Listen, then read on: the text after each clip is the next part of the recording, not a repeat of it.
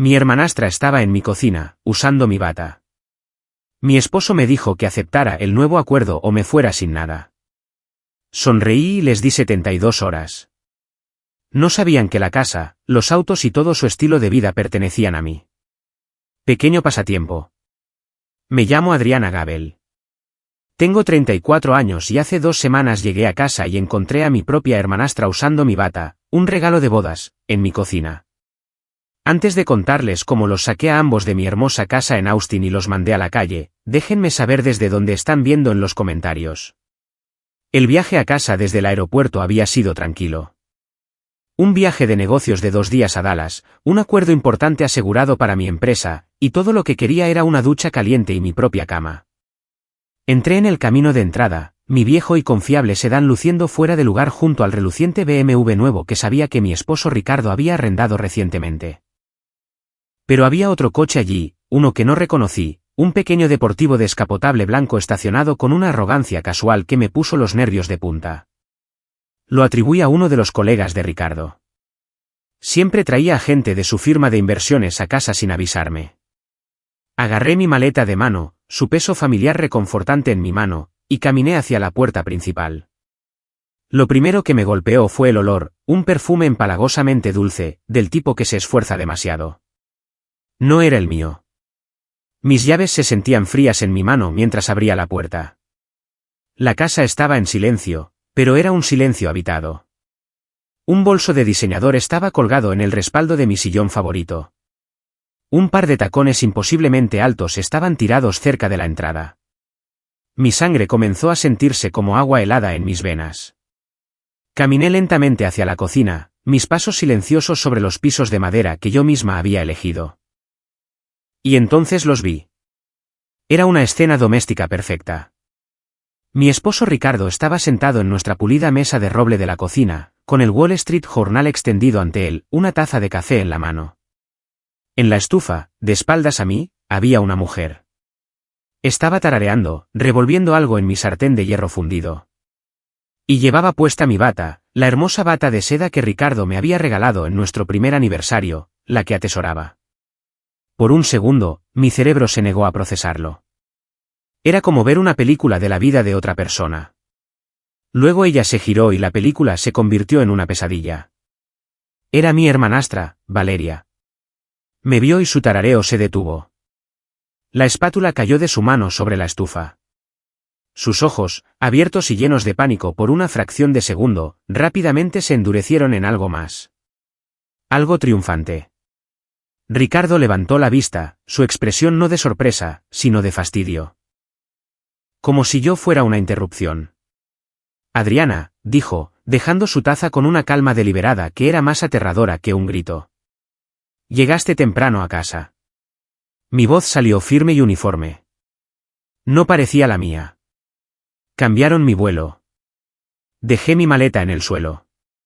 Hizo un ruido sordo que sonó como un disparo en el silencio. Aparentemente, no soy la única que llegó antes de lo previsto. Valeria se quedó allí, agarrando las solapas de mi bata.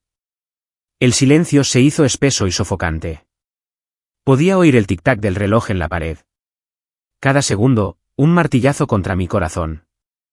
Ricardo dobló su periódico, un gesto tan practicado, tan displicente que me revolvió el estómago. Se levantó, enderezándose la corbata de su traje de $1000. Parecía que estaba a punto de presidir una reunión de la junta, no de destrozar un matrimonio. Tenemos que hablar, dijo. Se lanzó a un discurso. Estaba claramente ensayado, cada palabra elegida para infligir el máximo daño con el mínimo alboroto. Habló de cómo nuestro matrimonio se había estado distanciando. De cómo necesitaba a alguien que entendiera su mundo, alguien con ambición. Lo dijo todo sin rastro de emoción, como si estuviera discutiendo un informe de ganancias trimestrales. Y luego dio el golpe final. Valeria se muda aquí, dijo, sin siquiera mirarme, sino a ella. Estoy proponiendo un nuevo arreglo, uno civilizado. Tienes 2 opciones, Adriana. Puedes aceptar la situación y podemos encontrar una manera de coexistir todos. O finalmente me miró con sus ojos fríos. Puedes irte con lo que trajiste a este matrimonio, que como ambos sabemos por nuestro acuerdo prenupcial, es nada. Nada. La palabra resonó en la habitación. Acababa de borrar 8 años de mi vida, mi trabajo, mis sacrificios, y lo había valorado en nada. Miré a Valeria, que ahora sonreía con suficiencia, una pequeña curva presumida en sus labios. Estaba disfrutando esto. Estaba saboreando mi humillación. Sentí una extraña calma apoderarse de mí. El dolor seguía ahí, algo caliente y afilado bajo mis costillas, pero estaba siendo encerrado en hielo. Pensé en la casa, esta casa que había pagado en efectivo a través de mi empresa. Pensé en los coches en la entrada, ambos arrendados bajo la cuenta de mi negocio. Pensé en las inversiones, los ahorros, la vida entera que él creía que era suya. Todo ello aislado, protegido y propiedad del pequeño pasatiempo del que tan a menudo se burlaba. Él esperaba lágrimas. Esperaba gritos. Esperaba que yo suplicara. No le di nada de eso. Dejé que el silencio flotara en el aire un momento más, una manta espesa y pesada de su arrogancia y mi resolución. Miré a mi esposo, el hombre que había amado, y luego a mi hermanastra, la chica a la que había intentado ayudar. Respiré lenta y deliberadamente, saboreando el café amargo y la dulce promesa de lo que estaba por venir. Entonces abrí la boca. Muy bien, Ricardo, dije, mi voz tan suave como el cristal. Has dejado clara tu posición. Me iré en 72 horas. Su rostro, tan lleno de certeza arrogante un momento antes, vaciló con confusión. Esta no era la reacción para la que se había preparado. Él esperaba una tormenta, yo le estaba dando una calma total. Pero para entender esa calma, tienes que entender los 30 años de tormentas que la precedieron. Tienes que volver al principio. Mi vida real, la vida que recuerdo, comenzó el día que perdí a mi madre. Tenía 8 años. Ella era luz de sol y pan caliente y el olor a pintura. Era una artista, brillante y amable, y llenaba nuestra pequeña casa de color y risas. Luego vino una enfermedad, un ladrón silencioso en la noche, y se fue. Mi mundo se volvió gris. Mi padre, un hombre bueno y gentil, estaba a la deriva en su propio océano de dolor. Nos aferramos el uno al otro, dos supervivientes en una pequeña balsa. Durante 2 años, fuimos solo nosotros. Él me enseñó a ser fuerte y creo que, en cierto modo, yo le enseñé a sonreír de nuevo. Luego llegó Elena. Ella fue el nuevo comienzo de mi padre. Una mujer que conoció en un grupo de apoyo para el duelo. Era agradable, una persona perfectamente agradable, de un color beige insípido, que llenaba los espacios silenciosos de nuestra casa con charla en lugar de color. Y venía con una hija, Valeria. Valeria era 1 año menor que yo, toda rizos rubios y grandes ojos azules que sabían exactamente cómo conseguir lo que quería. Desde el principio, hubo una extraña tensión. Elena adoraba a Valeria, elogiando cada uno de sus logros menores como si hubiera descubierto un nuevo planeta. Mi padre, aún ferozmente protector de la memoria de su primera esposa, me trataba con un amor tranquilo y profundo que se sentía como un tesoro secreto. Me dio los viejos materiales de arte de mi madre, sus libros, su legado. Elena le dio a Valeria ropa nueva y una asignación cada vez mayor. Vivíamos en la misma casa pero en planetas diferentes. Los celos comenzaron siendo pequeños. En 5º grado, construí un modelo del sistema solar para la feria de ciencias. Mi madre había estado obsesionada con la astronomía y pasé semanas en él, pintando cuidadosamente cada planeta, construyendo un pequeño motor para hacerlos orbitar un sol brillante. Era lo mejor que había hecho nunca. La noche antes de la feria, Valeria accidentalmente tropezó mientras llevaba un vaso de agua, empapando todo el proyecto. Los planetas de papel maché se deformaron y sus colores se corrieron. Estaba arruinado. Ella rompió a llorar, disculpándose profusamente, y Elena corrió a consolarla, lanzándome una mirada que decía, ¿cómo pudiste dejar tu proyecto donde ella pudiera tropezar? Mi padre pasó toda la noche ayudándome a reconstruirlo, pero nunca fue lo mismo. Valeria ganó una cinta de participación por un póster que copió de un libro. Yo obtuve una mención honorífica. Y mientras estaba allí mirando mis planetas tristes y deformes, vi a Valeria al otro lado del gimnasio. No estaba mirando su cinta. Me estaba mirando a mí. Y por una fracción de segundo, vi un destello de pura e inalterada satisfacción en sus ojos. Fue un patrón que se repitió a lo largo de la secundaria y la preparatoria. Si yo sacaba una A, ella se quejaba de que le caía mejor al profesor. Si entraba en el equipo de fútbol universitario, de repente desarrollaba una misteriosa lesión de tobillo que requería la atención de todos. Era un agujero negro de compasión. Y su objetivo favorito era cualquier cosa que me trajera alegría. Mi padre lo veía. Creo que a menudo me llevaba a un lado y decía: tienes el espíritu de tu madre, Adriana. Nunca dejes que nadie apague tu brillo. Pero yo quería una familia.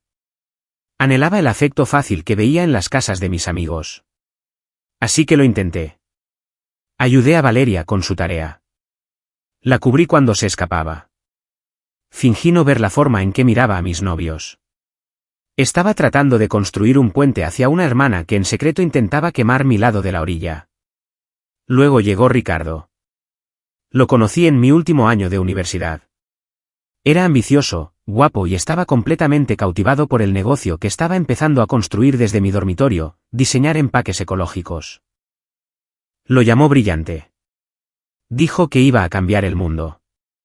Fue la primera persona, aparte de mi padre, que pareció ver mi potencial no como una amenaza, sino como un activo.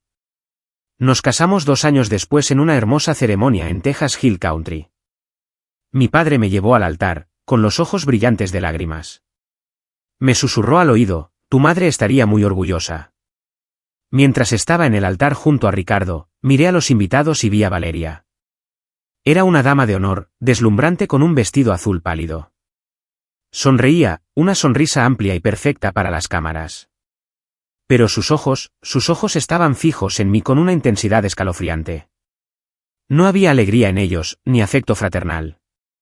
Solo había una envidia fría, dura y calculadora. Era la misma mirada que había visto al otro lado del gimnasio en la feria de ciencias, magnificada 100 veces. En ese momento, un escalofrío recorrió mi espalda, una premonición fría que rápidamente descarté como nervios del día de la boda. Debería haber escuchado ese sentimiento. Era mi propio corazón tratando de advertirme que la mayor amenaza para mi futuro estaba allí mismo, sonriendo en las fotos de mi boda. Después de la boda, la carrera de Ricardo despegó.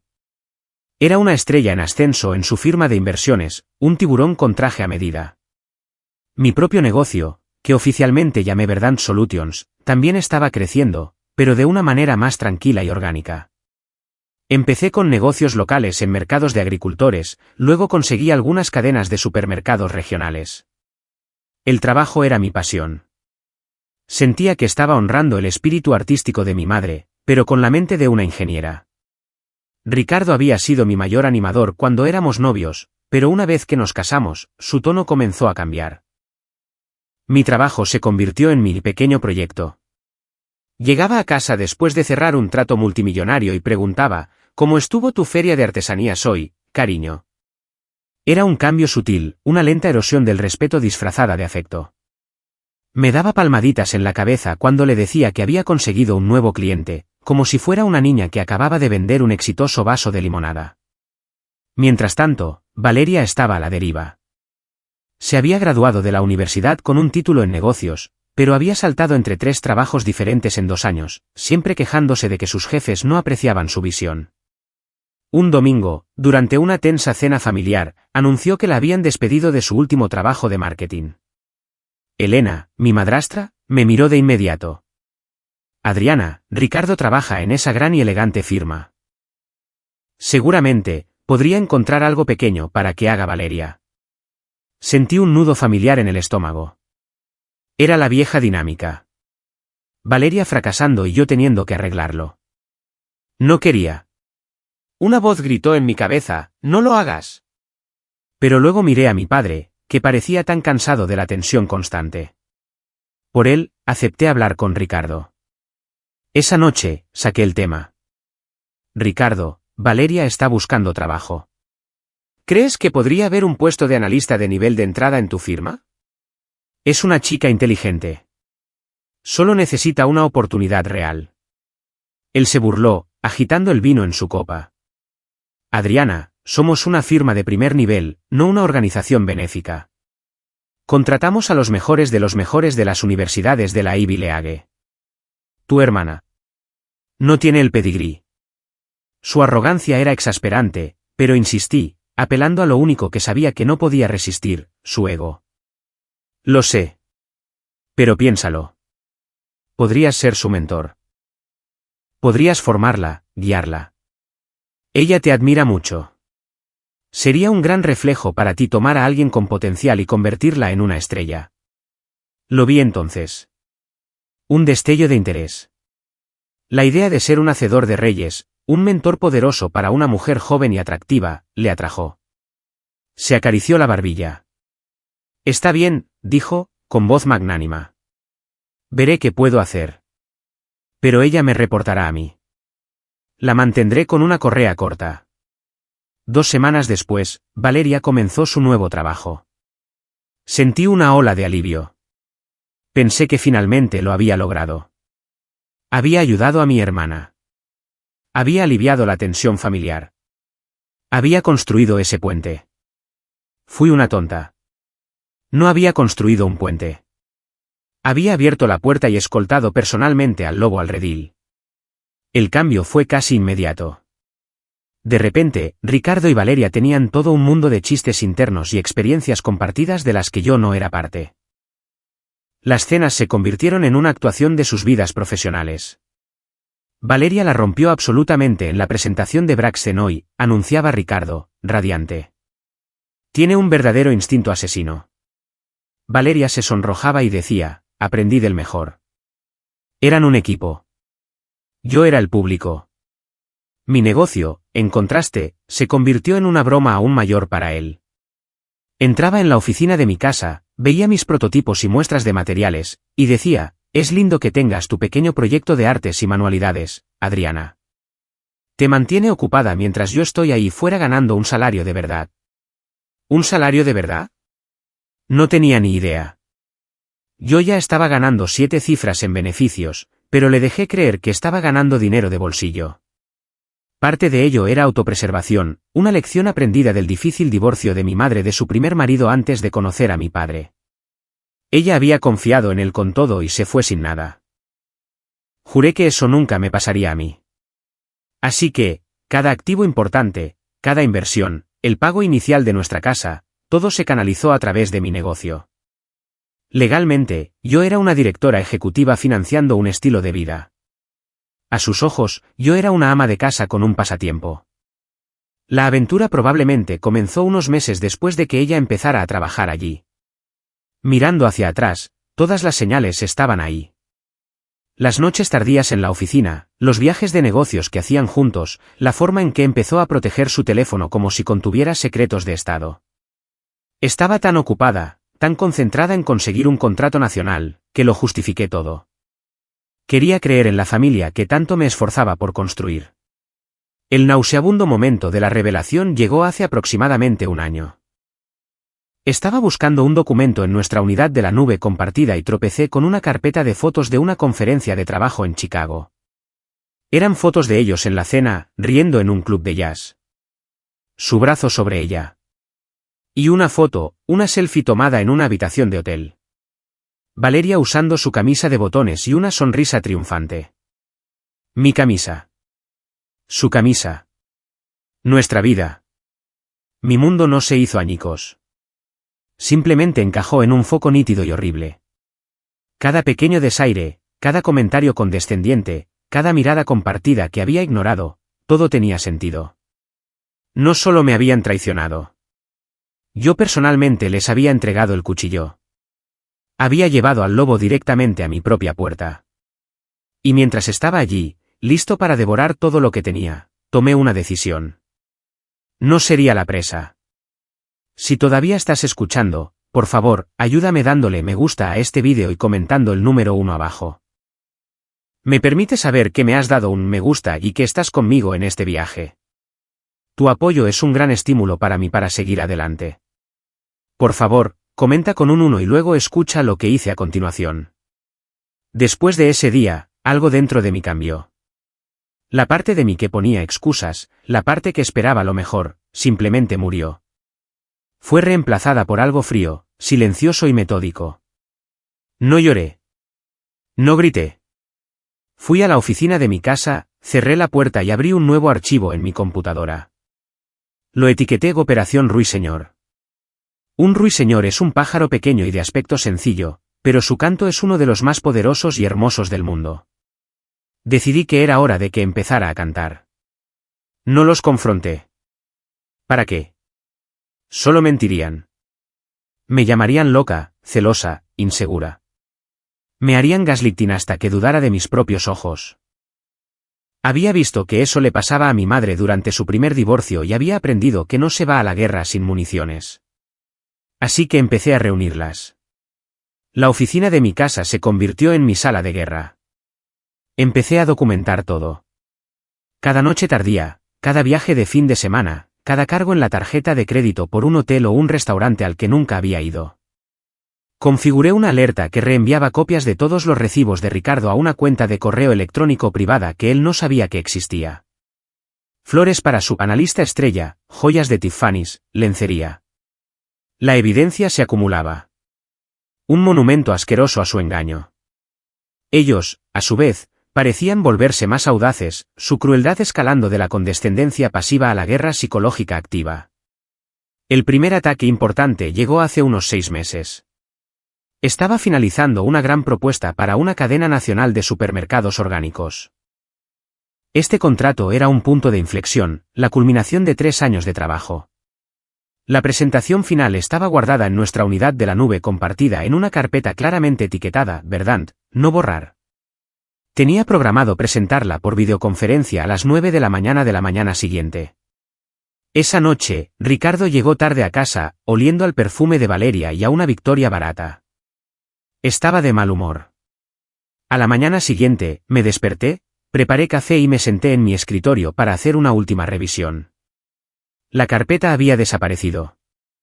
Un pánico frío se apoderó de mí. Busqué por todas partes, la papelera, los archivos, cada rincón de la nube. Había sido eliminada permanentemente. Sentí que la sangre se me iba de la cara. Corrí escaleras abajo. Ricardo estaba en la mesa de la cocina leyendo su periódico, La imagen de la inocencia. Ricardo, dije, con la voz temblorosa. Mi carpeta de presentación de Verdant ha desaparecido de la nube. Levantó la vista, fingiendo una leve sorpresa. Oh, ¿en serio? Qué extraño. Sabes, estuve haciendo un poco de limpieza en la unidad anoche. Se estaba volviendo muy desordenada. Probablemente la borré por accidente. Lo siento, cariño. Volvió a su periódico. No pensé que tus pequeños archivos de manualidades fueran tan importantes. Me quedé mirándolo. La forma casual y displicente en que lo dijo. La mentira era tan flagrante, tan cruel. Él sabía exactamente lo importante que era la presentación. Esto no fue un accidente. Fue sabotaje. Estaba tratando de mantenerme pequeña. Estaba tratando de quebrarme. Sentí una oleada de pura rabia subir por mi cuello. Por un momento, quise gritar, arrojar mi taza de café a su cara arrogante, pero no lo hice. Simplemente me di la vuelta y volví a subir. Tenía una copia de seguridad en un disco duro separado. Siempre tengo copias de seguridad. Pero él no lo sabía. Pasé las siguientes 3 horas reconstruyendo las partes que había actualizado, mis dedos volando sobre el teclado, impulsados por café y una furia fría. Entregué la presentación a las 9 de la mañana y conseguí el contrato. Fue el mayor acuerdo en la historia de mi empresa. Cuando se lo conté a Ricardo esa noche, apenas pudo ocultar su sorpresa y decepción. Y supe sin lugar a dudas que estaba en guerra con mi propio esposo. El segundo ataque fue más público, más humillante. Fue orquestado por Valeria. La firma de Ricardo organizaba su gala benéfica anual. Se esperaba que yo asistiera para hacer el papel de la esposa comprensiva. Lo odiaba, pero fui. Estaba de pie junto a la mesa de la subasta silenciosa cuando se acercaron. Valeria se aferraba al brazo de Ricardo, con un vestido rojo sin espalda que era a la vez caro y desesperado. Me miró de arriba abajo, con una falsa sonrisa dulce en la cara. Luego, con una voz lo suficientemente alta como para que la gente de alrededor la oyera, dijo, «Oh, Ricardo, cariño, ¿no es esta tu esposa?» Adriana, ¿verdad? Sabía mi nombre perfectamente bien. Es un placer conocerte finalmente en persona. Ricardo me dice que haces algo con cajas. Es tan dulce tener un pequeño pasatiempo para mantenerte ocupada mientras los adultos trabajan. La gente cercana se rió. Mi cara ardía. Fue un golpe directo diseñado para pintarme como una mujer mantenida y frívola, una don nadie. Ricardo se quedó allí, con una sonrisa orgullosa en su rostro, disfrutando del espectáculo. Miré a Valeria, a su rostro perfectamente maquillado y sus ojos fríos y vacíos, y sentí una extraña sensación de lástima. Todo este esfuerzo, toda esta crueldad solo para intentar robar una vida que ella nunca podría construir por sí misma. Solo sonreí cortésmente. El diseño es un campo fascinante, dije, con voz uniforme. Deberías investigarlo alguna vez. Te enseña que las estructuras más hermosas se construyen sobre una base sólida. Algo que no se puede romper fácilmente. Su sonrisa vaciló por un segundo. No entendió lo que quise decir, pero sintió el acero en mi voz. Se alejaron y me quedé allí otro minuto, con el corazón martilleándome en el pecho. Esa noche, fui a casa y llamé a la única persona que sabía que necesitaría, una abogada. No cualquier abogada, sino la mejor abogada de litigios corporativos de Austin. No le conté toda la historia. Todavía no.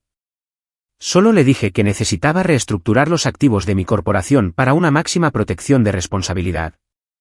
Fue el primer movimiento oficial en la Operación Ruiseñor. La guerra ya no era silenciosa. Estaba a punto de volverse muy ruidosa. Así que, cuando me paré en esa cocina con sus rostros arrogantes mirándome, no era una esposa con el corazón roto. Era una general, y acababan de caer directamente en mi trampa perfectamente tendida. Mi calma no era shock, era control. Muy bien, Ricardo, dije. Has dejado clara tu posición. Me iré en 72 horas. Me di la vuelta sin decir otra palabra y subí las escaleras, dejándolos en un silencio atónito. Podía sentir sus ojos en mi espalda. Fui directamente a mi oficina real, el centro de mando de mi vida, y cerré la puerta. Mis manos estaban perfectamente firmes. La parte emocional de mi cerebro se había apagado, y la parte lógica de CEO había tomado el control total. Me senté en mi silla de cuero y respiré hondo. Luego hice mi primera llamada. El teléfono sonó 2 veces antes de que una voz nítida y sensata respondiera. Eleonora Vance. Eleonora era mi abogada. Habíamos estado trabajando juntas durante los últimos 6 meses, fortificando los muros legales de mi empresa. Era una tiburón, igual que Ricardo, pero era mi tiburón. Eleonora, soy Adriana, dije, mi voz baja y uniforme. Es hora. Hubo una pausa al otro lado y luego escuché el leve sonido de un teclado. Entiendo, dijo. Su voz era tan tranquila como la mía. ¿Procedemos con el protocolo completo? Protocolo completo, confirmé. La operación Ruiseñor está en marcha. Quiero una congelación inmediata de activos en sus cuentas personales. Todo a nombre de Ricardo Hayes, su cuenta corriente, su cuenta de corretaje personal, su 401k.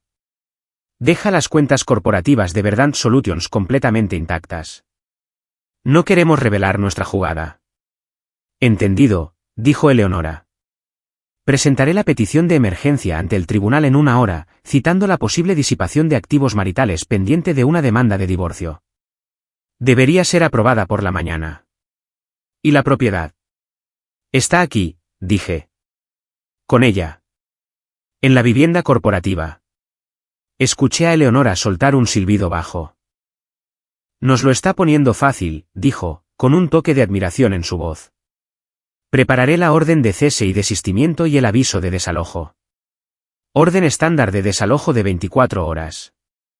Le notificaremos todo de una vez. ¿Cuándo quieres hacerlo? Dentro de 72 horas, dije. Déjalos que tengan su pequeña victoria por un par de días. Quiero que se sientan seguros. Sanguinario. Me gusta, dijo Eleonora. Estaré lista. Mantente fuerte, Adriana. Colgué.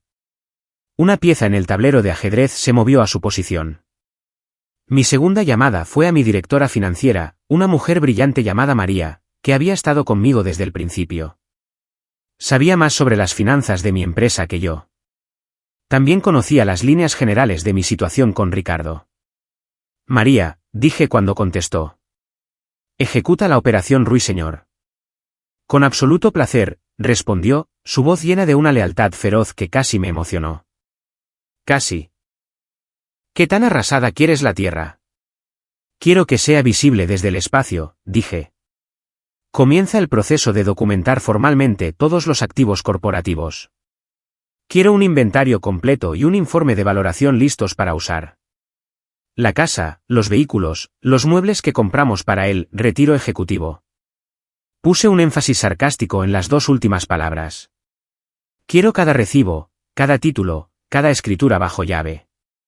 Considéralo hecho, dijo María. No sabrán que los golpeó. Terminé la llamada. La maquinaria ya estaba en movimiento. Todas las piezas que había colocado tan cuidadosamente durante el último año se movían hacia su inevitable conclusión. Me recliné en mi silla y finalmente me permití sentir el silencio de la casa. Pero no estaba en silencio. Débilmente, a través del suelo y los conductos de aire, podía escuchar sus voces desde la cocina de abajo. No susurraban. Se reían. Me arrastré hasta el conducto de ventilación en la esquina de mi oficina y escuché. No puedo creer lo fácil que fue, decía Valeria, con voz vertiginosa. Pensé que pelearía. Gritaría o algo así. Simplemente se rindió. Sabe que no puede ganar, respondió la voz de Ricardo, profunda y arrogante. Sin mí, no es nada. Su pequeño blog de manualidades no puede pagar este estilo de vida. Es lo suficientemente inteligente como para saberlo. Tomar el camino correcto es su única jugada. ¿Y qué pasa ahora?, preguntó Valeria. ¿De verdad se va a ir? Tiene que hacerlo. En 72 horas, esta casa es oficialmente nuestra. Finalmente podemos empezar nuestras vidas. Sentí una sonrisa amarga en mis labios. Nuestra casa. Nuestras vidas. La arrogancia era impresionante. Luego Valeria hizo la pregunta que hizo que mi sangre se helara de nuevo. Deberíamos cambiar las cerraduras. Hubo una pausa. Luego Ricardo se rió. Después de que se vaya, dijo. No seamos crueles. ¿Crueles? Él pensaba que eso era misericordia. Me alejé del conducto, la calma helada volviendo a sentarse sobre mí. No tenían ni idea. Eran dos ratones celebrando en una hermosa casa, completamente inconscientes de que no eran los dueños. Solo eran plagas, y el exterminador estaba en camino. A la mañana siguiente, me desperté temprano. Evité la cocina, donde podía oírlos moverse, sus risas resonando de forma antinatural en lo que todavía era, por el momento, mi hogar. Preparé café en mi oficina y me puse a trabajar. No estaba empacando mi ropa ni mis pertenencias personales. Estaba empacando mi arsenal. Pasé horas reuniendo cada pieza de documentación, la escritura original de la casa, que claramente listaba a Verdant Solutions LLC como propietaria, los títulos de los vehículos, las pólizas de seguro corporativas. Imprimí 3 años de estados financieros, destacando cada compra importante que demostraba que mi empresa, no Ricardo, había financiado toda nuestra vida. Lo compilé todo en 3 carpetas idénticas y gruesas, cada una con una etiqueta nítida y limpia, Gabel VS Hayes, activos corporativos. Alrededor del mediodía, finalmente salieron del dormitorio. Actuaban como si estuvieran de luna de miel. Él vestía su atuendo de golf. Ella, mi ropa de yoga. Salían a pasar el día. Al irse, Ricardo se detuvo al pie de las escaleras y miró hacia la puerta de mi oficina. Intenta no hacer mucho desorden con tu empaque, Adriana, gritó. Tengo clientes que vienen a tomar algo la próxima semana. Quiero que el lugar se vea presentable. No respondí. Solo escuché la puerta principal cerrarse detrás de ellos, el sonido de sus risas desvaneciéndose mientras se alejaban en el coche de la empresa. Más tarde esa tarde, llegaron los de la mudanza. Era un equipo pequeño, solo 2 hombres de una empresa que usaba para la logística de mi negocio. Me conocían como la señora Gabel, la CEO. No tenía ni idea del drama que se desarrollaba en esta casa. Ricardo y Valeria acababan de regresar de su día fuera. Estaban sentados en el patio bebiendo cócteles cuando el camión de la mudanza entró en el camino de entrada. Vi a Ricardo incorporarse, una sonrisa de suficiencia extendiéndose por su rostro. Claramente pensó que estaba haciendo un gran espectáculo al mudar mis cosas. Recibí a los de la mudanza en la puerta. Buenas tardes, dije secamente. Hoy solo vamos a mover el contenido de la oficina de la casa. Nada más. Asintieron y se pusieron a trabajar. Trajeron carretillas y cajas, moviéndose con una eficiencia silenciosa. Ricardo y Valeria entraron, atraídos por la actividad. Él se apoyó en el marco de la puerta de la sala, con los brazos cruzados, observando la escena con un aire de divertido desapego. ¿Llevándote tus materiales de manualidades?, preguntó, su voz destilando condescendencia. Algo así, respondí, sin mirarlo. Dirigí a los de la mudanza mientras empacaban cuidadosamente mis computadoras, mis impresoras, mis archivadores llenos de patentes y contratos. Envolvieron mis premios de diseño en plástico de burbujas. Desmantelaron el gran escritorio de roble que había sido un regalo de mi padre. Valeria deambulaba, recogiendo cosas y dejándolas, actuando como si fuera la señora de la casa inspeccionando el trabajo del personal. Había abrazado completamente su nuevo papel. Su ropa ya estaba mezclada con la mía en el armario principal. Su maquillaje se había apoderado de mi lado del tocador del baño. «Sabes», dijo, pasando un dedo por una estantería. «Me encanta lo que has hecho con la casa, pero cuando sea oficialmente nuestra, creo que probablemente lo actualizaré todo. Tu estilo es un poco anticuado». «El diseño es subjetivo», dije amablemente, mis ojos siguiendo una caja etiquetada «Contratos internacionales» mientras la sacaban por la puerta. Una hora después, mi oficina estaba vacía. La habitación parecía austera y desnuda. Los de la mudanza cargaron la última caja en el camión y firmé sus papeles. Mientras el camión se alejaba, Ricardo aplaudió ligeramente. «Bueno», dijo con aire de finalidad. «Supongo que eso es todo. Me alegro de que hayamos podido hacer esto de manera tan amistosa». Solo asentí y volví a subir a la habitación vacía. El verdadero empaque podía esperar. Tenía un día más de su farsa que soportar. Esa noche fue la más larga de mi vida. Pidieron comida cara a domicilio y vieron una película en la sala, riendo y acurrucándose en el sofá que yo había pagado. Me quedé en mi oficina vacía, haciendo algunas llamadas finales, con mi computadora portátil en el suelo. Más tarde, mientras caminaba por el pasillo hacia la habitación de invitados donde había estado durmiendo, pasé por la puerta abierta del dormitorio principal. Valeria estaba dentro. Estaba sentada en mi tocador, el que había pertenecido a mi abuela, y estaba revisando mi joyero. Me congelé en el umbral, oculta en las sombras. La observé mientras cogía un delicado relicario de oro. No era caro, pero era mi posesión más preciada. Había sido de mi madre, una herencia del corazón. Tenía una pequeña foto de ella y una pequeña foto mía de bebé. Valeria abrió el relicario. Miró las fotos por un momento, su expresión ilegible. Luego lo cerró de golpe. Desabrochó la cadena y con un movimiento lento y deliberado, la abrochó alrededor de su propio cuello. Se miró en el espejo, girando la cabeza de lado a lado, una pequeña sonrisa de suficiencia jugando en sus labios. «Ya no necesitarás esto», le susurró a su propio reflejo. «Creo que me queda mejor a mí de todos modos». Una ola de calor me invadió, tan intensa que pensé que podría desmayarme. Fue una violación tan profunda, tan personal, que trascendió todo lo demás. No solo se estaba llevando a mi esposo y mi casa. Estaba tratando de llevarse mi pasado. Estaba tratando de borrarme. Retrocedí de la puerta, con las manos apretadas en puños, mis uñas clavándose en mis palmas. El hielo en mis venas se había convertido en fuego. La CEO tranquila y calculadora se había ido, y en su lugar había una mujer que acababa de ser empujada más allá de su punto de quiebre. 72 horas habían sido una amabilidad. Ahora se sentían como una eternidad. El mañana no podía llegar lo suficientemente pronto. La mañana del tercer día amaneció brillante y clara. Un día perfecto para una demolición. Estaba despierta antes del sol, una extraña y total calma se había apoderado de mí durante la noche. La rabia de ver a Valeria con el collar de mi madre había quemado todo lo demás, la duda, el dolor, la tristeza. Todo lo que quedaba era propósito. Empaqué mis pertenencias personales, no en cajas de mudanza, sino en 2 maletas, la ropa que amaba, los libros que importaban, las fotos de mi madre. Trabajé en silencio, metódicamente.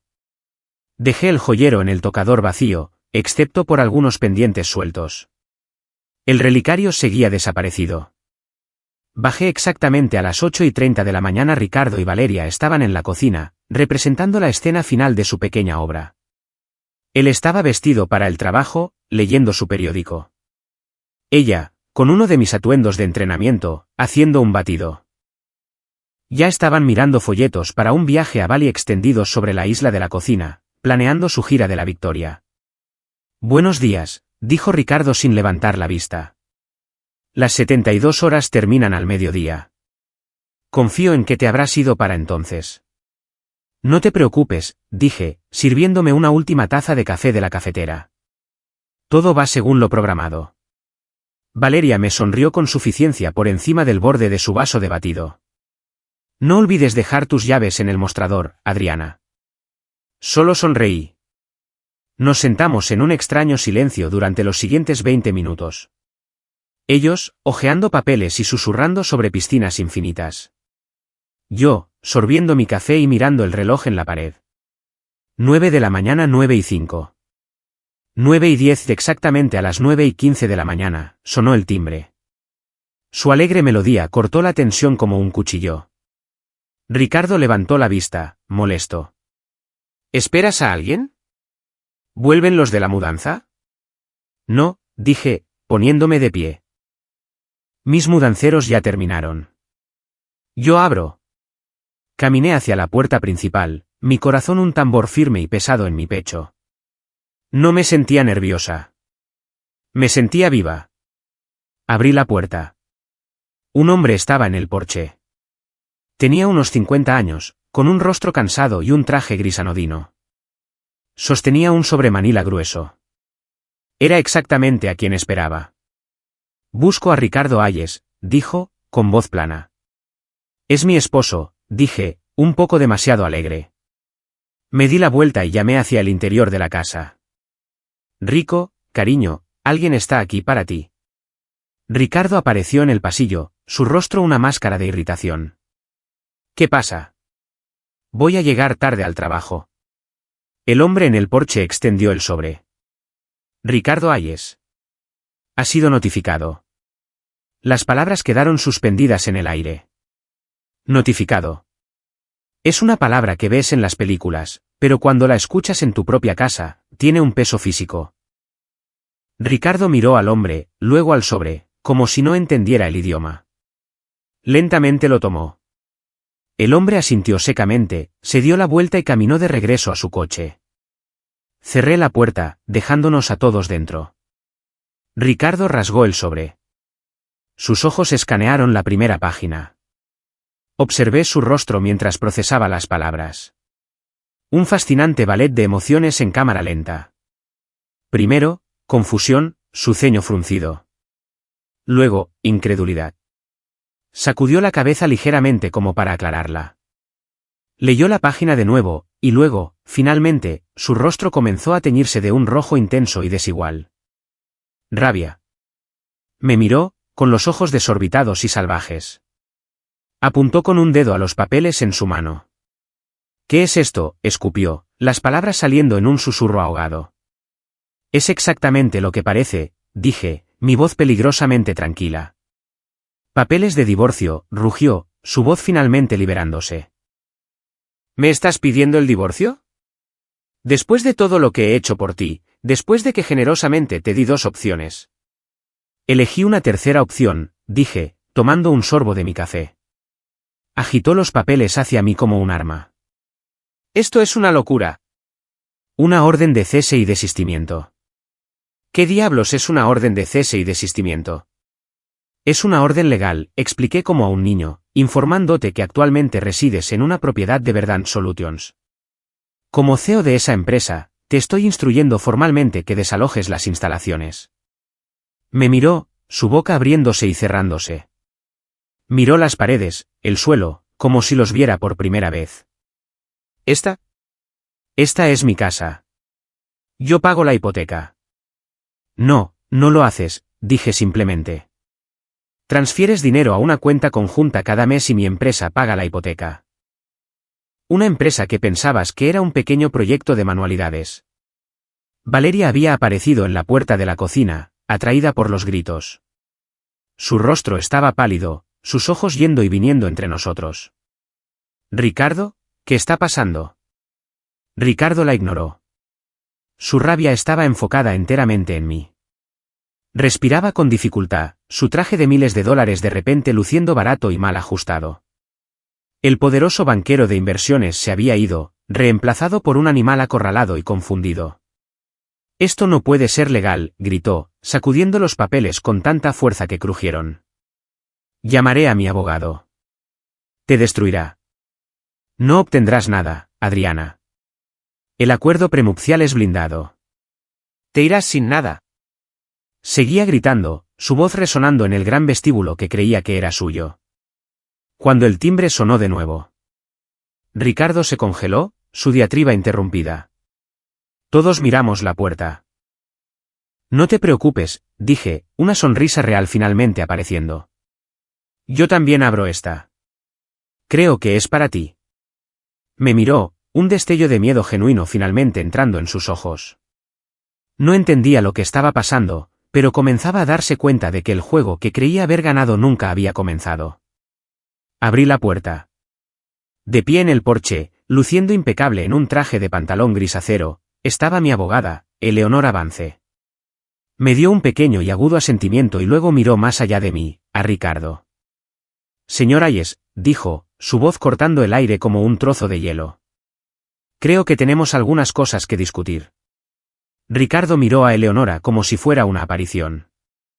Sabía quién era. Eleonora Vance tenía una reputación en los círculos legales de Austin. Era brillante, despiadada, y nunca, jamás, perdía. Verla en su puerta representándome era como ver un tanque aparecer fuera de su oficina. El color se le fue del rostro. «Eleonora Vance», balbuceó. «¿Qué haces aquí?» «Estoy aquí representando a mi cliente, la señora Adriana Gabel», dijo Eleonora, entrando. No esperó una invitación. Se adueñó del espacio en el momento en que entró. Echó un vistazo a los papeles de divorcio en su mano. «Veo que ha recibido los documentos iniciales. Consideremos esto como el resumen ejecutivo de su nueva realidad». Valeria, que había estado congelada en la puerta de la cocina, finalmente encontró su voz. «Ricardo, ¿quién es esta mujer? ¿De qué está hablando?» Eleonora dirigió su mirada fría y analítica a Valeria. «Usted debe ser la señorita Valeria», dijo, su voz desprovista de toda calidez. «El nuevo arreglo». La forma en que lo dijo hizo que sonara como algo que encontrarías creciendo en una placa de Petri. Eleonora pasó junto a ellos y colocó su maletín de cuero en la mesa del comedor, abriéndolo con 2 clics secos. «Señor Hayes, tal vez debería sentarse. Parece un poco inestable». Ricardo no se movió. Todavía estaba aturdido. «Esto es una broma», dijo, tratando de recuperar el equilibrio. «Una táctica de intimidación. Nuestro acuerdo prenupcial protege mis activos, esta casa, mi salario, mis inversiones». Eleonora sacó un grueso documento encuadernado. Era una de las carpetas que yo había preparado. La dejó caer sobre la mesa con un golpe pesado y definitivo. «Hablemos de activos, ¿de acuerdo?», dijo, abriéndolo. «Empecemos por esta casa. Parece que está bajo la impresión de que es propiedad marital. No lo es». Deslizó una copia de la escritura sobre la mesa. «Fue comprada el 12 de mayo, hace 4 años, por Verdant Solutions LLC como un retiro ejecutivo corporativo. Ha estado viviendo en una vivienda corporativa, señor Hayes. Sin pagar alquiler, debo añadir, un beneficio imponible que no declaró durante los últimos 4 años. Al IRS le interesará mucho saber eso». La mandíbula de Ricardo se aflojó. Miró la escritura, la dirección familiar y el nombre desconocido del propietario. Verdant Solutions. ¿Qué diablos es Verdant Solutions? Decidí que era hora de que yo hablara. Es mi pasatiempo, Ricardo, dije en voz baja. Mi pequeño proyecto de artes y manualidades. Me miró, sus ojos llenos de un horror creciente. Eleonora continuó, implacable. A continuación, los vehículos. Deslizó otros 2 documentos sobre la mesa. El sedán Mercedes que conduce y el convertible BMW que la señorita Valeria ha estado disfrutando están ambos arrendados por Verdant Solutions como coches de empresa. Los contratos de arrendamiento están a nombre de la empresa. El seguro está a nombre de la empresa. A partir de mi llamada a la agencia de arrendamiento hace una hora, ninguno de los dos es ya un conductor autorizado. Serán recuperados al final del día. Valeria soltó un pequeño grito ahogado. ¡Mi coche! No puedes llevarte mi coche. Nunca fue su coche, la corrigió Eleonora, sin siquiera molestarse en mirarla. Ahora, las finanzas. Pasó a una nueva sección de la carpeta.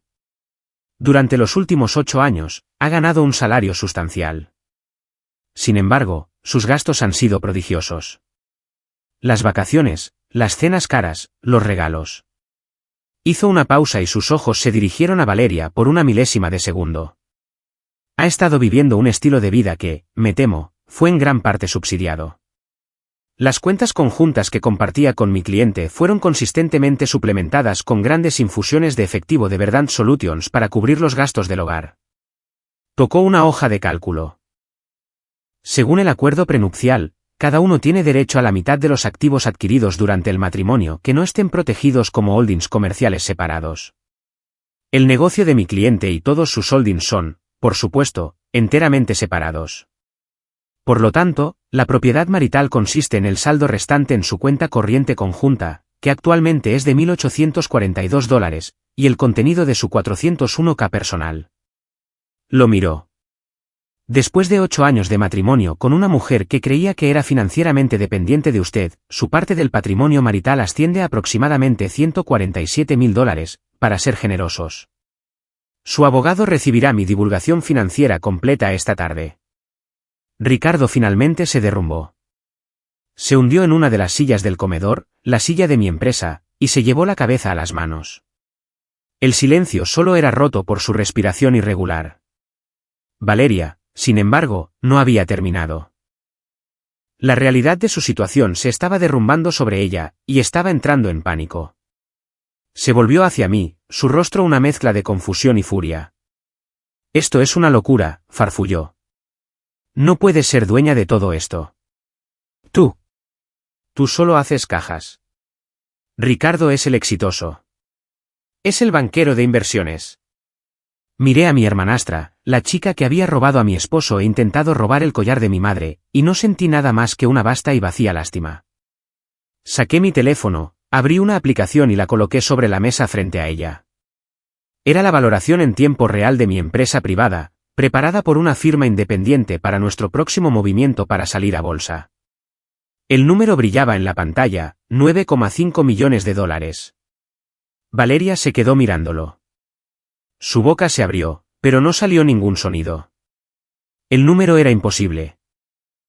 No cuadraba con la narrativa que había construido en su cabeza, aquella en la que yo era la esposa patética con un pasatiempo, y ella era la mujer brillante y ambiciosa que había ganado el premio real. Ricardo levantó la cabeza. Miró la pantalla del teléfono. Vi cómo la última pizca de lucha se desvanecía en él, reemplazada por una mirada hueca y vacía de derrota total. «¿Pero cómo?», susurró, su voz un fantasma. «Estabas tan ocupado menospreciando mi trabajo, que nunca te molestaste en mirarlo de verdad», dije. «Estabas tan seguro de tu propia superioridad, que no podías imaginar que estaba construyendo un imperio justo debajo de tus narices». Eleonora cerró su carpeta con un chasquido seco y final. «Así que, para reiterar», dijo, su voz ahora con la finalidad nítida del martillo de un juez. «Tienen 24 horas para desalojar esta propiedad. Dejarán las llaves en el mostrador. Se llevarán solo sus pertenencias personales. Cualquier otra cosa será considerada robo». «Entendido». Ricardo solo asintió, un hombre roto. Valeria finalmente encontró su voz de nuevo, un gemido desesperado y suplicante. Miró a Ricardo. Ricardo, haz algo. Lo prometiste. Me prometiste esta vida. Él ni siquiera la miró. Solo miraba a la distancia media, su mundo de miles de millones de dólares reducido a un solo número humillante en la pantalla de un teléfono. Miré a Valeria y casi sentí lástima por ella. Te prometió los activos de otra persona, dije, mi voz suave. Error de novato. Siempre debes verificar la propiedad antes de comprometerte a una adquisición hostil. Su partida fue tan patética como arrogante había sido su reinado. No se tomaron las 24 horas completas. Para esa noche, se habían ido. Observé desde la ventana de arriba mientras cargaban ropa y cajas en la parte trasera del viejo sedán de un amigo de Valeria. Los dos relucientes coches de la empresa ya no estaban, recuperados tal como Eleonora había prometido. No hablaron. Solo se movían con la eficiencia sombría y sin alegría de soldados derrotados. Valeria lanzó una última mirada de odio a la casa antes de subir al coche. Era la mirada de alguien a quien le habían robado algo que nunca había poseído. Las secuelas fueron rápidas y brutales, tal como había sido diseñada la Operación Ruiseñor. La noticia del espectacular divorcio y la ruina financiera de Ricardo se extendió como la pólvora por la unida comunidad empresarial de Austin. Su firma, avergonzada por el escándalo y preocupada por su tergiversación de su situación financiera, lo puso en licencia indefinida. Nadie quería a un banquero de inversiones que había sido tan completamente superado en su propia casa. Era un chiste. Su carrera había terminado. Valeria fue despedida silenciosamente de su puesto una semana después. Resultó que acostarse con un socio principal, que luego se convierte en el tema de un escándalo masivo y humillante, no era bueno para las perspectivas de carrera de una analista. Se mudaron al pequeño apartamento de una habitación de Valeria al otro lado de la ciudad, del que ella había estado tan desesperada por escapar. El divorcio se finalizó en tiempo récord. El abogado de Ricardo, el mismo que había redactado nuestro acuerdo prenupcial blindado, le aconsejó que aceptara cualquier acuerdo que pudiera conseguir. Intentó luchar, alegando que yo había ocultado activos, pero Eleonora lo desestimó en el tribunal con una eficiencia brutal. Su señoría, dijo, el señor Hayes tuvo acceso a toda la misma información que mi cliente. Simplemente eligió no mirarla. Estaba demasiado ocupado desestimando el pasatiempo de su esposa como para darse cuenta de que estaba construyendo un imperio. La jueza, una mujer que parecía haber visto esta película 1000 veces, ni siquiera intentó ocultar su sonrisa. Ricardo se fue con la mitad de la cuenta bancaria conjunta y su 401k. Fue justo lo suficiente para cubrir sus facturas legales. Las consecuencias familiares fueron igual de complicadas. Mi padre estaba desconsolado. Me llamó, su voz cargada de vergüenza y arrepentimiento. Lo siento mucho, Adriana, dijo. Vi sus celos, pero nunca imaginé que pudiera llegar tan lejos. Hablamos durante mucho tiempo y supe que nuestra relación sobreviviría. Mi madrastra, sin embargo, fue una historia diferente. Me llamó gritando, acusándome de arruinar la vida de su hija. Valeria cometió un error, chilló. Se enamoró. No tenías que destruirla. Ella intentó destruirme a mí, respondí con calma. Y fracasó. He terminado de limpiar sus desastres y he terminado contigo por consentirla. Colgué el teléfono y con ese clic corté el último lazo tóxico con ese lado de la familia. Fue una amputación dolorosa pero necesaria. En cuanto a Valeria y Ricardo, su alianza desesperada construida sobre la codicia y el ego se desmoronó sin mi dinero para mantenerla unida. Me enteré por ahí que ella lo dejó a los 2 meses. No podía soportar al verdadero Ricardo, el que no tenía la casa elegante, los coches rápidos y la tarjeta de crédito ilimitada. La última vez que supe, se había mudado de nuevo a casa con su madre. Sus grandes ambiciones reducidas a quejas amargas en las redes sociales. 6 meses después de que el divorcio fuera definitivo, Verdant Solutions salió a bolsa. La oferta pública inicial valoró la empresa en $23 millones.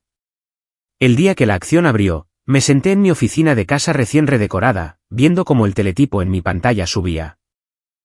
No hubo champán, ni celebración, solo una sensación de paz tranquila y profunda. Había ganado, Pero más que eso, había sobrevivido. La semana siguiente, compré un edificio. Era una torre de oficinas en el centro que había salido recientemente al mercado porque un inquilino importante, una firma de inversiones, estaba reduciendo su tamaño y rompiendo su contrato de arrendamiento. Era la antigua firma de Ricardo. No lo hice por despecho. Lo hice porque era la ubicación perfecta para mi próximo proyecto. He convertido los 3 pisos superiores en el centro de emprendimiento Lilia Gabel, una incubadora de diseño y un espacio de coworking para mujeres jóvenes que inician sus propios negocios. La pieza central es la beca Lilia Gabel, nombrada en honor a mi madre, un fondo universitario sustancial diseñado para ayudar a jóvenes talentosas que de otro modo podrían ser pasadas por alto. A veces, tarde en la noche, pienso en esa mañana en mi cocina. Pienso en Valeria con mi bata y en Ricardo explicando mi nueva y patética realidad. Se creían tan poderosos. Creían que tenían todas las cartas. Nunca entendieron que el verdadero poder no se trata de lo que puedes quitarle a otra persona. Se trata de lo que puedes construir para ti mismo. Él intentó meterme en una caja, una pequeña caja de pasatiempos que podía controlar. Nunca se dio cuenta de que yo era la que estaba diseñando todo el mundo fuera de ella.